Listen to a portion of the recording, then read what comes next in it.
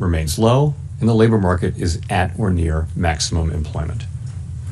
Inflation has been running somewhat above our 2% longer run objective. In support of our goals, today the Federal Open Market Committee decided to leave our policy interest rate unchanged. We believe that the current stance of monetary policy leaves us well positioned to respond in a timely way to potential economic developments. I will have more to say about monetary policy after briefly reviewing economic developments. Recent indicators suggest that growth of economic activity has moderated. GDP rose at a 1.2% pace in the first half of this year, down from 2.5% last year. Although the increase in the second quarter was stronger at 3%, focusing on the first half of the year helps smooth through the volatility in the quarterly figures related to the unusual swings in net exports. The moderation in growth largely reflects a slowdown in consumer spending. In contrast, business investment in equipment and intangibles picked up from last year's pace. Activity in the housing sector remains weak. In the labor market, conditions have remained solid. Payroll job gains averaged 150,000 per month over the past 3 months. The unemployment rate at 4.1% remains low and has stayed in a narrow range over the past year. Wage growth has continued to moderate while still outpacing inflation. Overall, a wide set of indicators suggests that conditions in the labor market are broadly in balance and consistent with maximum employment. Inflation has eased significantly from its highs in mid-2022, but remains somewhat elevated relative to our 2% longer run goal. Estimates based on the Consumer Price Index and other data indicate that total PCE prices rose 2.5% over the 12 months ending in June, and that, excluding the volatile food and energy categories, core PCE prices rose 2.7%. These readings are little changed from the beginning of the year, although the underlying composition of price changes has shifted. Services inflation has continued to ease, while increased tariffs are pushing up prices in some categories of goods. Near-term measures of inflation expectations have moved up on balance over the course of this year on news about tariffs, as reflected in both market-based and survey-based measures. Beyond the next year or so, however, most measures of longer-term expectations remain consistent with our 2% inflation goal. Our monetary policy actions are guided by our dual mandate to promote maximum employment and stable prices for the American people. At today's meeting, the committee decided to maintain the target range for the federal funds rate at 4.25% to 4.5% and to continue reducing the size of our balance sheet. We will continue to determine the appropriate stance of monetary policy based on the incoming data, the evolving outlook, and the balance of risks. Changes to government policies continue to evolve, and their effects on the economy remain uncertain. Higher tariffs have begun to show through more clearly to prices of some goods, but their overall effects on economic activity and inflation remain to be seen. A reasonable base case is that the effects on inflation could be short-lived, reflecting a one-time shift in the price level. But it is also possible that the inflationary effects could instead be more persistent, and that is a risk to be assessed and managed. Our obligation is to keep longer-term inflation expectations well anchored and to prevent a one-time increase in the price level from becoming an ongoing inflation problem. For the time being, we're well positioned to learn more about the likely course of the economy and the evolving balance of risks before adjusting our policy stance. We see our current policy stance as appropriate to guard against inflation risks. We're also attentive to risks on the employment side of our mandate. In coming months, we will receive a good amount of data that will help inform our assessment of the balance of risks and the appropriate setting of the federal funds rate. At this meeting, the committee continued its discussions as part of our 5-year review of our monetary policy framework. We focused on potential revisions to our statement on longer-run goals and monetary policy strategy, and are on track to wrap up any modifications by late summer. The Fed has been assigned 2 goals for monetary policy: maximum employment and stable prices. We remain committed to supporting maximum employment, bringing inflation sustainably to our 2% goal, and keeping longer-term inflation expectations well anchored. Our success in delivering on these goals matters to all Americans. We understand that our actions affect communities, families, and businesses across the country. Everything we do is in service to our public mission. We at the Fed will do everything we can to achieve our maximum employment and price stability goals. Thank you. I look forward to your questions. Thanks, Chair Powell. There's a lot of lean in the markets, and not to mention out of the administration for a rate cut now in September. Is that expectation unrealistic at this point? So, as you know, today we decided to leave our policy rate where it's been, where I would characterize as modestly restrictive. Inflation is running a bit above 2%, as I mentioned, even excluding tariff effects. The labor market's solid, historically low unemployment. Financial conditions are accommodative, and the economy is not performing as though restrictive policy were holding it back inappropriately. So it seems to me and to almost the whole committee that the economy is not performing as though restrictive policy is holding it back inappropriately, and modestly restrictive policy seems appropriate. All that said, there's also downside risk to the labor market. In coming months, we'll receive a good amount of data that will help inform our assessment of the balance of risks and the appropriate setting of the federal funds rate. So just to follow up, by coming months, does that include the possibility you'll be getting essentially 2 rounds of jobs and inflation data between now and the September meeting? Is that potentially adequate to make a decision to lower rates at that point? So you're right. We do have, this is an intermeeting period when we'll get 2 full rounds of employment and inflation data before the time of the September meeting. We have made no decisions about September. We don't do that in advance. We'll be taking that information into consideration and all the other information we get as we make our decision at the September meeting. Steve. Thank you, Mr. Chairman. You took out the word or the notion that uncertainty has diminished from this statement. Does that mean uncertainty has increased? And I'm just wondering, the administration has struck several deals with large trading partners where it seems like we now know what the rate is going to be. Does knowing that rate add to your certainty to change policy, or do you need to wait to see the economic effects? So essentially, the statement in our statement about uncertainty reflects what's gone on since the last meeting. So at the time of the last meeting, uncertainty had moved down a little bit, but it was more or less even this time. So we took out, had diminished because it didn't diminish further. So there's not really much in that. And then your second question is, say again?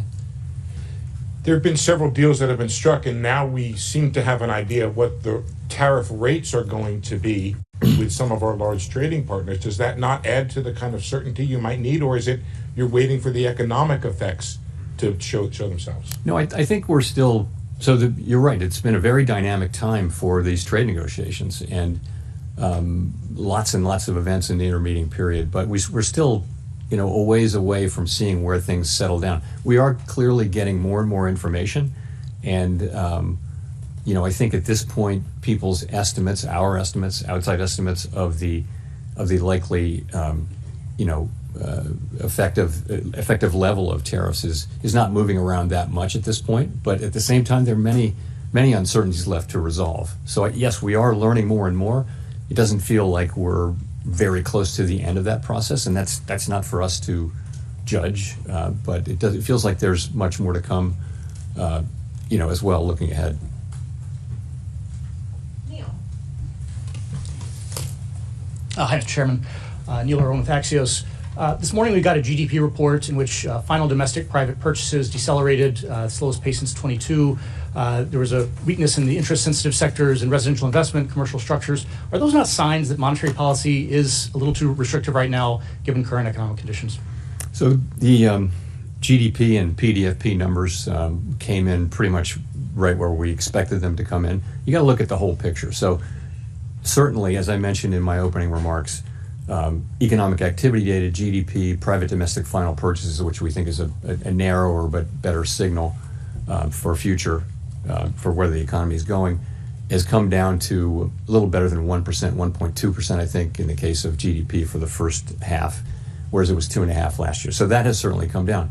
But if you look at the labor market, what you see is, by many, many statistics, the labor market is kind of still in balance.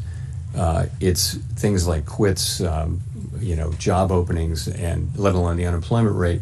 They're all by many measures, very similar to where they were a year ago. So you do not see weakening in the labor market. You do see a slowing in job creation, but also a slowing in the supply of workers. So you've got a labor market that's in balance, albeit partially because both demand and supply for workers is coming down at the same pace, and that's why the unemployment rate has remained roughly stable. Which is why I said we do see downside risk in the labor market. I mean, our two mandate variables, right, are inflation and maximum employment, stable prices and maximum employment, not so much growth. So the labor market looks solid. Inflation is above target, and even if you look through the tariff effects, we think it's still a bit above target, and that's why our stance is where it is. But as I mentioned, downside risks to the labor market are certainly apparent. So on labor, given the fluid labor supply situation, is there a number for this jobs report we get on Friday that would look to you like equilibrium job growth? The main number you have to look at now is the unemployment rate, because it's true that the demand for workers in the form of, let's call it, just say payroll jobs, that number has come down, but so has the break-even number, kind of in tandem. So, as long as that puts the labor market in balance, the fact that it's getting into balance due to declines in both supply and demand, though, I think it is suggestive of downside risk. So we of course, will be watching that carefully. Thank you. Colby Smith with the New York Times. Two of your colleagues called for a quarter-point cut today, and I'm wondering what aspects of their argument were most compelling to you and how you're weighing their views against those on the committee who, as of the June forecast, were in the camp of the Fed holding interest rates steady for the remainder of the year. And just in terms of the June SEP in particular, is that still the best representation of where the core of the committee is? So on the dissents, what you want from everybody and also from a dissenter is a clear explanation of what your thinking is and what are the arguments you're making, and we had that today. So I think basically this was quite a good meeting all around the table where people were thought carefully about this and put their positions out there. As I mentioned, the sort of the majority of the committee was of the view that inflation's a bit above target, maximum employment is at target. That calls for modestly restrictive, in my way of thinking, modestly restrictive stance of policy for now. But we had two dissenters who I think, you want that clear thinking and expression of your thinking, and we certainly had that today, I think all around the table. In terms of, you asked about the June SEP, I wouldn't, that you're right, that's what it says, and that may well, I couldn't point to it 6 weeks later as expressing people's thought. You really can't do that. We don't run an SEP, and I don't like to substitute in my own estimate of what the SEP might be. We don't have one. So I'll just say that, we haven't made any decisions about September. We'll be monitoring all the incoming data and asking ourselves whether the federal funds rate is in the right place. And just on the point about policy being only modestly restrictive, does that mean that there's actually not much scope to reduce rates once the conditions for a cut are met, barring a significant weakening of the labor market? So let me say, my own estimate is modestly restrictive, and there are a range of views of what the neutral rate is at this moment for our economy, and so others may say it's more restrictive or less restrictive even. We're going to be at some point when we return to moving toward a more neutral stance, we'll be making that judgment as we go. I don't think we have a preset course. It's not so mechanical as saying, we've derived with great confidence the neutral rate and that is our destination, because really we understand that no one actually knows what the neutral rate is. We know it by its works, and that will be how the way the economy reacts over time to slightly looser policy.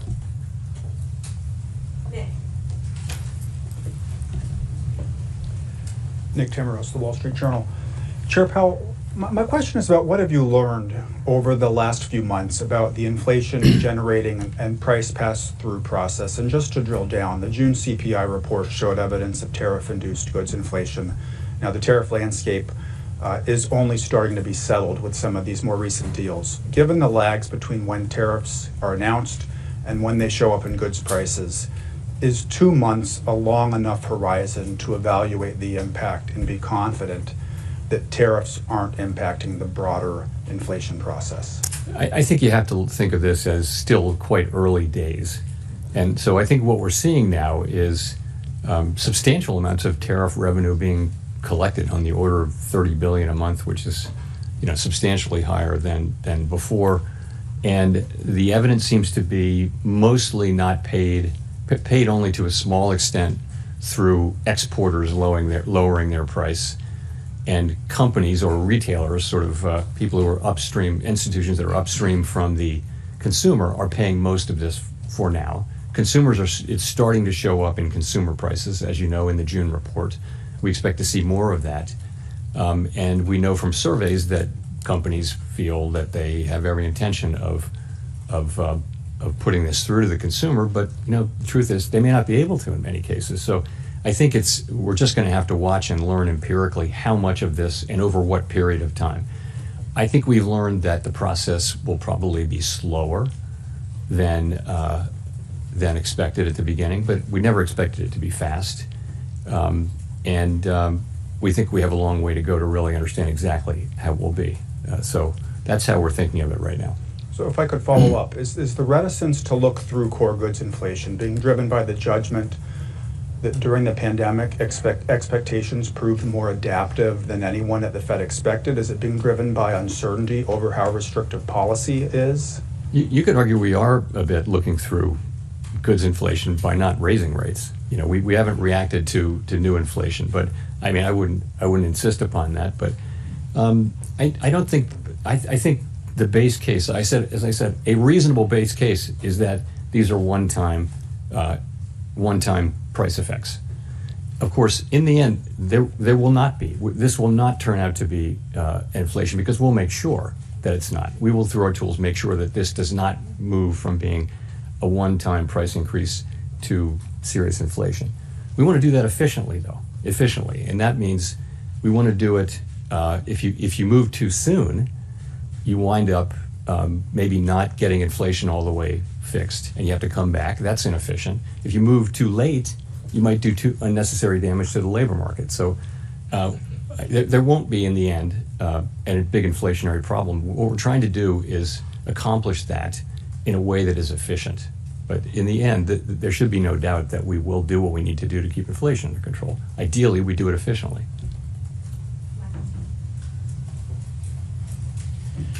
Michael McKee from Bloomberg Television and Radio. The one big bill, leaving aside the adjectives, do you expect it to add stimulus to the economy in 2026? And would that be an argument for remaining on hold or cutting back on the number of rate cuts you would expect for next year? So, of course, let me just ritual disclaimer that we don't express any judgments or anything like that on fiscal legislation or other legislation for that matter. But I would say, when you think that, the biggest part of the bill was making permanent existing law on taxes, I don't think we see it as particularly stimulative. There should be some stimulative effect, but it shouldn't be significant over the next couple of years. And to follow up, I don't want to put this in terms of you and the president, so let me ask it this way. Do you have concerns about the cost to the government of keeping rates elevated for longer in terms of interest rate charges? Yeah, no, that's, we have a mandate, and that's maximum employment and price stability. And it is, it's not something we do to consider the cost to the government of our rate changes. We have to be able to look at the goal variables Congress has given us, use the tools they've given us to achieve those goals, and that's what we do.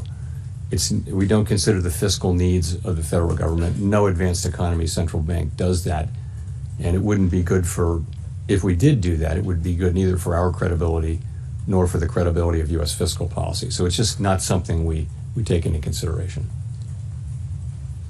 Victoria. Hi, Victoria Guida with Politico. When it comes to the renovations of the Federal Reserve's headquarters that the administration has been looking into, do you see their interest in that issue as being directly tied to the president's push to get you to lower interest rates? Not for me to say. I will say we had a nice visit with the president. It was an honor to host him. It's not something that happens very often at the Federal Reserve to have the president come over, let alone to visit a building. But it was a good visit. Are there any aspects of the project that they've raised that you see as making you reconsider any aspects of the project? So, this project was hatched and conceived almost a decade ago now, and we went through the very long process of clearing it through historic preservation at the National Capital Planning Commission, and a lot of back and forth there. It was very constructive. We started out to do the work, and we're very well along on that work, and I was quite pleased to have the president say multiple times that what he really wanted to see was us getting this construction completed as soon as possible. That is our focus, and that's what we're going to do.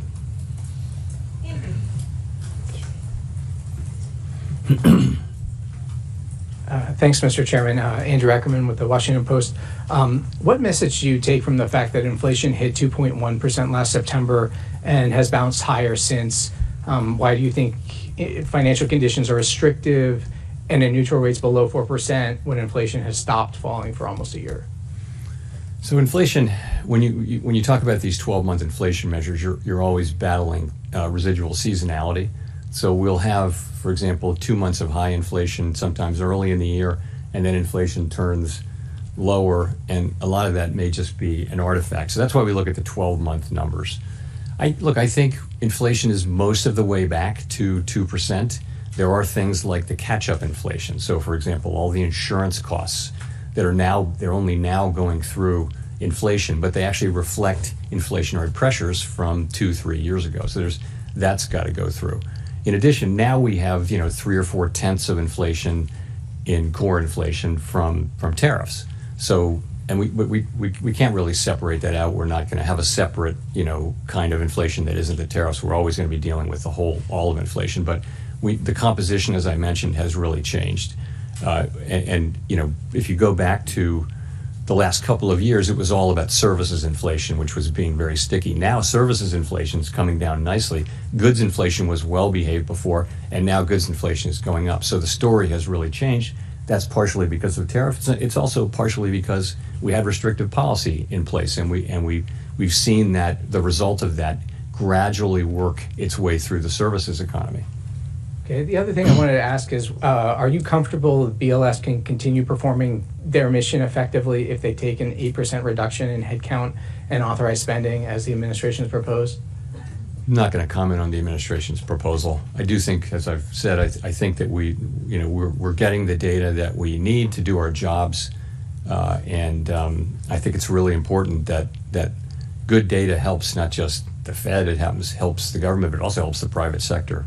People in the economy, they use this data a lot too. So it's quite important for our economy, and certainly for the Fed's work and other government agencies' work, that we continue to get better at data. That's what we've been doing for 100 years. We've been getting better and better and better. It's very hard to accurately capture in real time the output of a $20+ trillion economy. And the United States has been a leader in that for 100 years, and we really need to continue that, in my view. Edward. Thank you, Mr. Chairman. Edward Lawrence from Fox Business. How concerned are you with the data that we're showing no significant upward trend in inflation over the past 6 months, that the wait-and-see approach for inflation is actually giving companies cover to raise prices?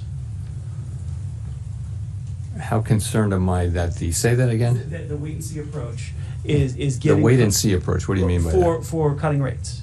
You're waiting to see if the tariffs will affect inflation. So it's a wait-and-see approach. Well, so where policy is restrictive. When we start cutting, it'll go toward neutral. Okay. This delay, though, where you're saying there's a one-time price increase for tariffs, which possibly could lead into bigger inflation or more inflation.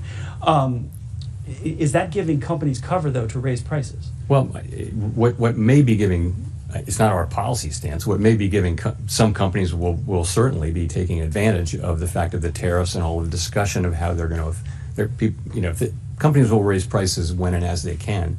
And you saw it famously in the first administration of President Trump during those tariffs. Washing machines were tariffed, but dryers weren't. But what do you know? The price of dryers went up too, just like washing machines. So companies will often just they'll cross the street in a group, if you know what I mean. That'll happen. We don't see a lot of that. I mean, what we see now is basically the very beginnings of whatever the effects turn out to be on goods inflation. And I'll say again, they may be less than people estimate or more than people estimate. They're not going to be zero. Consumers will pay some of this. Businesses will pay some of this. Retailers will pay some of this. But we're just going to have to see it through. And just to follow, if I could, some additional tariffs have been in place since February, and things really haven't broken yet with the economy. So how do you justify to somebody who's looking for a house, who's facing a 7% mortgage and maybe can't afford those rates? How do you justify that? Well, so the housing is a special case, right? We don't set mortgage rates at the Fed, right? We set an overnight rate, and the rates that go into mortgages are longer term rates, like treasury rates. It might be 30-year rates, it might be shorter than that, but it's not the overnight Fed's rate. It's not that we don't have any effect. We do have an effect, but we're not the main effect. There are other things going on in the housing sector, and one of those is just there's kind of a long-term housing shortage that we have. We haven't built enough housing. This is not something the Fed can help with, and that'll be the case even after things normalize. So I think the best thing that we can do for housing is to have 2% inflation and maximum employment, and that's what we can contribute to housing. There are lots of other jobs to do for the private sector and Congress, but that's what we're trying to get to. We've made a lot of progress toward that. We have a very good labor market right now. Inflation, we were very close to 2%. We're seeing some goods inflation move us away, but so far not very far away.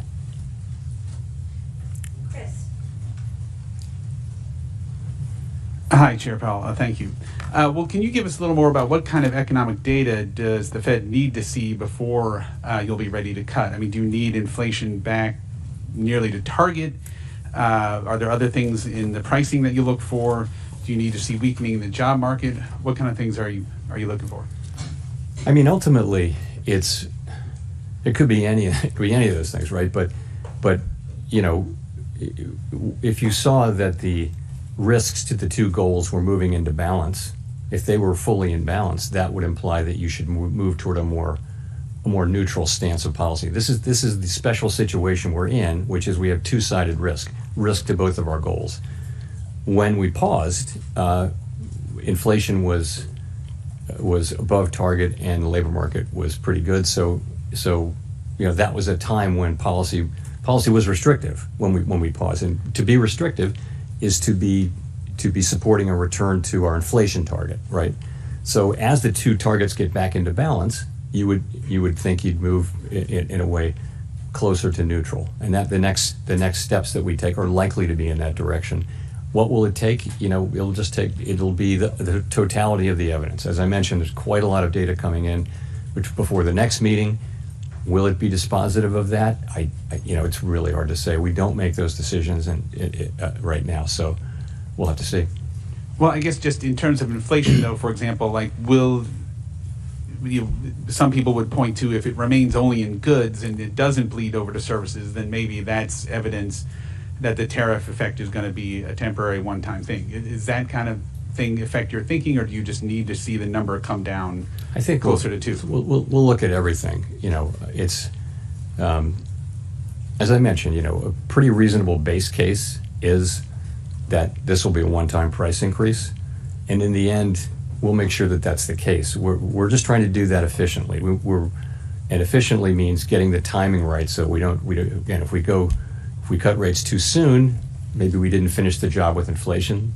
History is dotted with examples of that. If you cut too late, then maybe you're doing unnecessary damage to the labor market. So we're trying to get that timing right, and that's effectively what we're doing.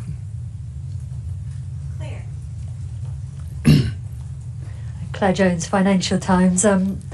Just a question on the dollar. We've seen it decline quite heavily this year. I was wondering if there's been any discussion about that at the meetings and to what degree that may be complicating your attempts to get inflation back to target. Thank you. This goes back to the division of labor between the Fed and the Treasury, as you I'm sure know, and the Treasury only speaks to the dollar. It's not something that's been a topic of major discussion at all at the Fed. I wouldn't say it doesn't come up. If the transcripts, when they come out in a few years, they'll probably reflect some mentions of the dollar, but it would never be a major focus. And just to follow on, if I may, to Andrew's question, I think the amount of imputed data in CPI now is up to 35%. I mean, is there any discussion of that as well? Is there any consideration of looking at alternative measures, data scraping and so on, in order to just ensure you've got a good read on what's happening to prices in the US economy? Thank you. We're monitoring the situation. We do, of course, I mean, as you know, during the pandemic, we looked at a whole lot of new kinds of data. People are looking at big data sets that you can get from all sorts of places, and we do all of that. But we really need the government data. Really is the gold standard in data, and we need it to be, to be good and be able to rely on it. And we're not going to be able to substitute for that, but if we have to make do with what we have. But I certainly hope that we get what we need. Jay O'Brien. Hi, Mr. Chairman. Jay O'Brien, ABC News. President Trump has obviously invoked your name a lot. He has personally pressured you. Are you concerned the way that conduct might impact the Fed's independence going forward? I'll just say that, I think that having an independent central bank has been an institutional arrangement that has served the public well. And as long as it serves the public well, it should continue and be respected. If it didn't serve the public well, then it wouldn't be something that we should just automatically defend. But what it gives us, and other central banks, what it gives you is the ability to make these very challenging decisions that in ways that are focused on the data and the evolving outlook, the balance of risks, and all the things we talk about, and not political factors. And so governments all over the advanced economy world have chosen to put a little bit of distance between direct political control of those decisions and the decision makers. So if you were not to have that, there would be a great temptation, of course, to use interest rates to affect elections, for example. And that's something that we don't want to do. So I think that's pretty widely understood. Certainly it is in Congress. And I think it's very important. I'll just say that. Maria Eloisa.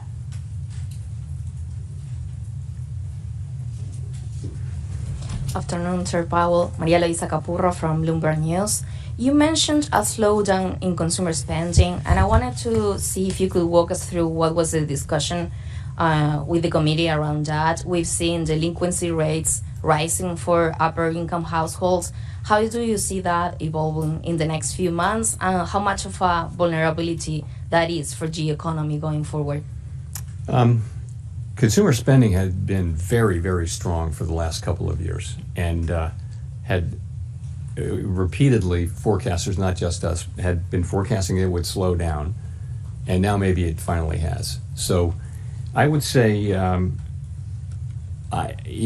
if you talk to credit card companies, for example, they will tell you that the consumer's in solid shape and that spending is at a healthy level. It's not growing rapidly, but it's at a healthy level, and delinquencies are not a problem. You mentioned high-end delinquencies. I don't know what to make of that. I read the same thing. But so generally, if you look at the banks, and when the banks talk about in their earnings calls, the performance of credit has been good. So essentially, you have a consumer that's in good shape and is spending, not at a rapid rate, but it's true, and it was again right in line with what we expected. The GDP data that we got this week. And I think it's still a little bit difficult to interpret because you have these massive swings in net exports, which may also be affecting. Some of that can be can affect consumer spending as well. Look, it's one of the data points that we pay most careful attention to, and there's no question that it's slowed. And we're watching it closely, but we also watch the labor market and the performance of inflation. Those are our two variables that we're assigned to maximize.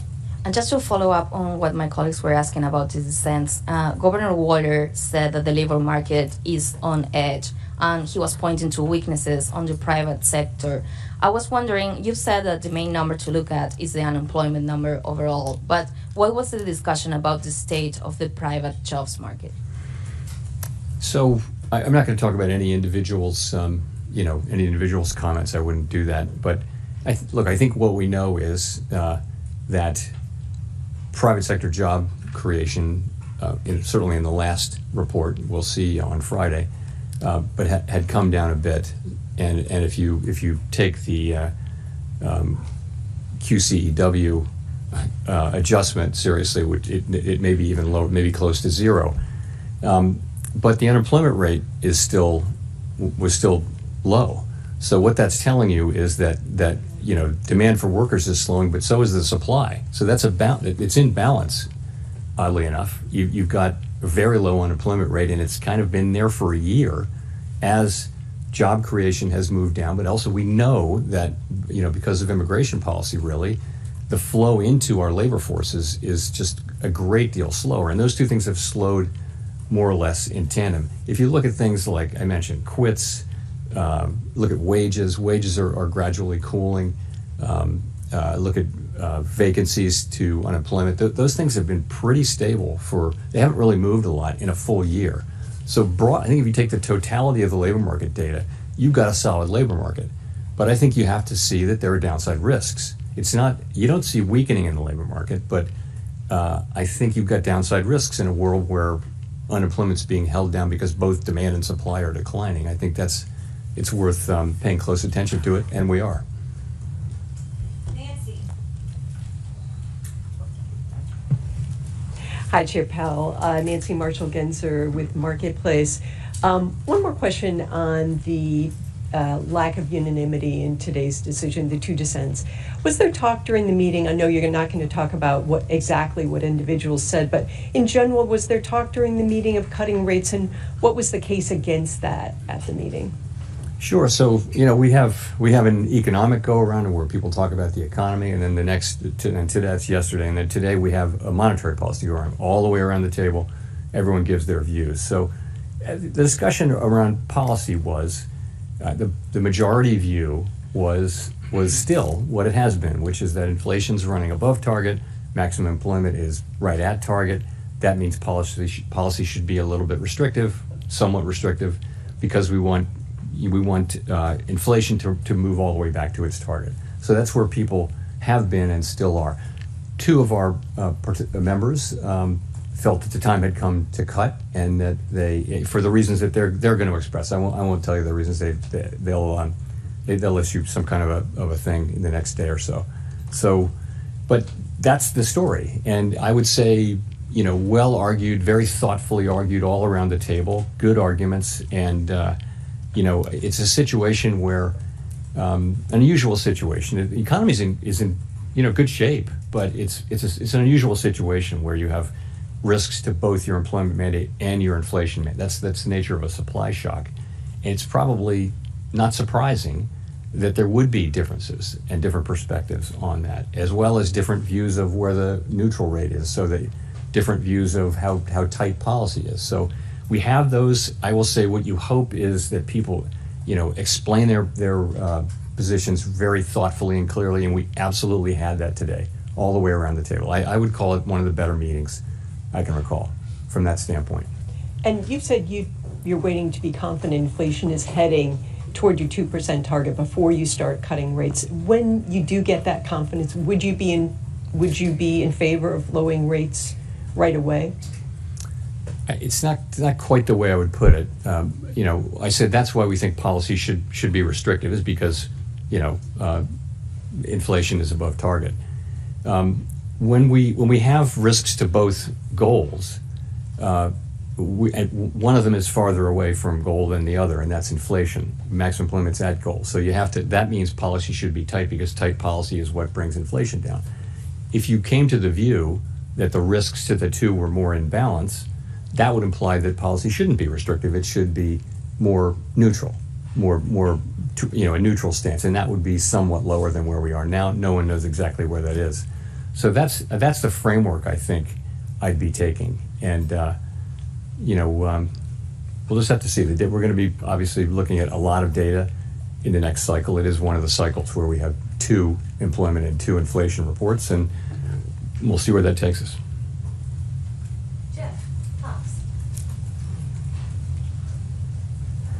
Thank you, Mr. Chairman, for taking the question. Jeff Cox from CNBC.com. A metric that you like to cite a lot is the final sales to private domestic purchasers. That was down to a 1.2% gain in second quarter from 1.9% in Q1, suggesting that there's some softening in underlying demand. I just wondering if you look at that and you combine that with some of the housing numbers, the weakness that you acknowledged at the top of your remarks, that the housing market is in fact weak, and the inflation numbers from GDP today came down to 2.1% for headline, 2.5% for core. I'm wondering how much more movement you would need to see from these data points before you would be comfortable with cutting in, say, September. It's going to be the total. Hard to answer that specifically. PDFP, I think, for the first half, private domestic final purchases, or final sales as people call it, was 1.6 on the first half. GDP, I believe, was 1.2%. That's the whole half. You mentioned the quarters. So those are slower, but GDP is bumpy quarter to quarter, half to half, and often gets revised, after the fact. The labor market data we still think is, continue to think is the best data we have on the economy, and that shows a 4.1% unemployment rate. It shows wages, still at a healthy level, but moving ever closer to what we would regard as long-run sustainable, consistent with longer-run productivity and 2% inflation. So the labor market is actually still quite solid.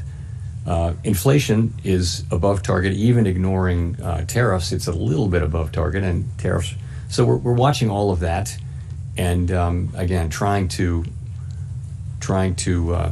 do the right thing in what is a challenging situation, because you're being pulled in 2 directions, and you have to decide which of those to go in. And actually, at some point, if they're sort of equally at risk, then you really want to be at a neutral policy stance, which we're not right now. So it'd be safe to say that if the data kind of stays in line with where it is right now, that you wouldn't be comfortable with cutting in September? I'm not gonna say that. No, I just think we're going to need to see the data, and it can go in many different directions. The inflation data and the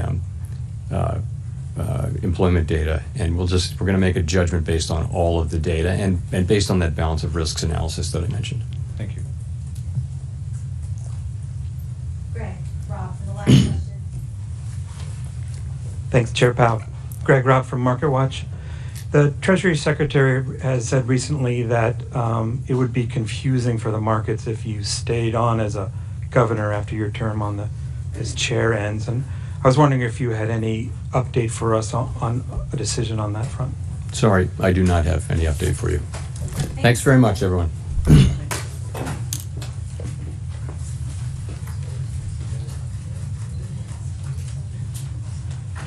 华人看世界尽在华人资讯网好视频。